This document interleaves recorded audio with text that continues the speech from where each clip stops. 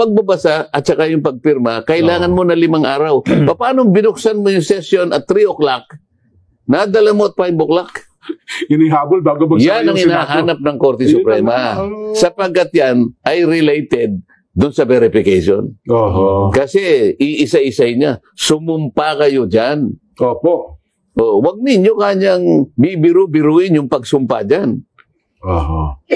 Sumumpa ka pagkatapos hindi naman totoo. Hindi pala. Makukontempt kayo lahat dyan. Naku. Yan yung tinatanong niya yun, whether it was accompanied by the evidence for each article. Yun na nga.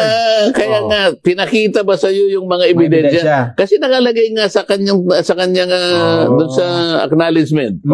Pinatutunayan ko na meron akong personal na kaalaman na ang mga ligasyon na ito yung pawang mga totoo.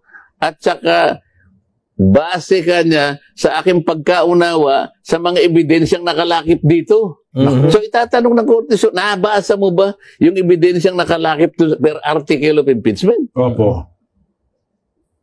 Parang wala kasi yung yung sinagot ni VP Sara, sabi niya, wala naman kayo kanyang maski na yung statement of facts, wala.